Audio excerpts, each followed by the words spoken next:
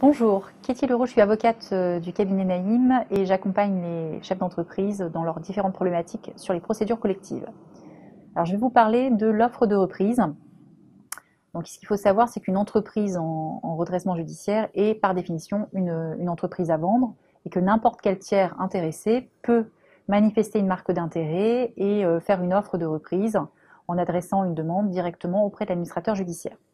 Alors au préalable, il faut bien penser à demander un dossier complet à l'administrateur judiciaire qui va remettre au candidat acquéreur un certain nombre d'informations sur les baux en cours, sur les contrats clients en cours, sur le nombre de salariés, sur les derniers chiffres, pour aider ce candidat acquéreur à rédiger son offre.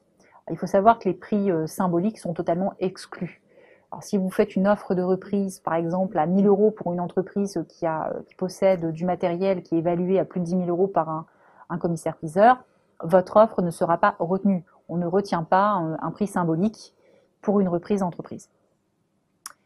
En cas de liquidation judiciaire, vous pouvez également adresser une offre, mais cette fois-ci au mandataire liquidateur, en prévoyant la reprise du fonds de commerce, ce qui imposera la reprise de tous les salariés. Quitte à charge pour vous peut-être de faire un plan social par la suite. Vous pouvez toujours procéder à licenciement économique, mais vous devrez reprendre l'intégralité des salariés. Alors, sauf si vous reprenez une branche partielle d'activité, auquel cas vous pourrez délimiter de manière en tout cas rétrécir le périmètre de votre offre et exclure certains éléments de votre offre de reprise. Alors concrètement, qui peut présenter une offre de reprise? Alors bien évidemment, ça ne peut pas être le dirigeant. Mais attention, ni le dirigeant de droit, ni le dirigeant de fait, ni aucun des membres de sa famille jusqu'au 2e degré inclus. Donc, ce qui signifie que le conjoint, les enfants, les grands-parents, les parents, petits-enfants, etc. sont exclus pour présenter une offre de reprise.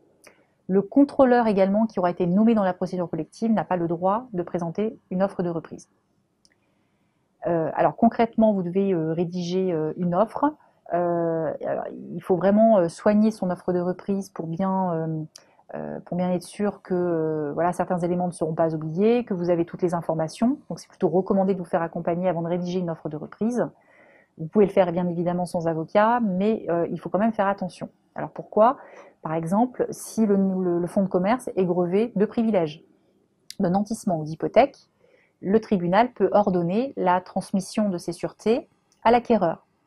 Alors qu'est-ce que cela signifie? Cela signifie que si votre société en redressement judiciaire a financé son fonds de commerce à l'aide d'un prêt et que la banque a pris un nantissement sur le fonds de commerce, et que vous faites l'acquisition de ce fonds de commerce, même si vous présentez une offre de reprise à un montant forfaitaire, eh bien, vous aurez l'obligation de poursuivre le prêt qui aura pourtant été contracté par le dirigeant de l'entreprise en difficulté et de le rembourser jusqu'à terme. Donc, il y a quand même des éléments importants à savoir avant de rédiger une offre. Alors, l'offre ne peut pas être revue à la baisse. Une fois qu'elle est déposée, elle ne peut être améliorée qu'à la hausse. Elle ne peut pas être retirée non plus jusqu'à ce que le tribunal statue.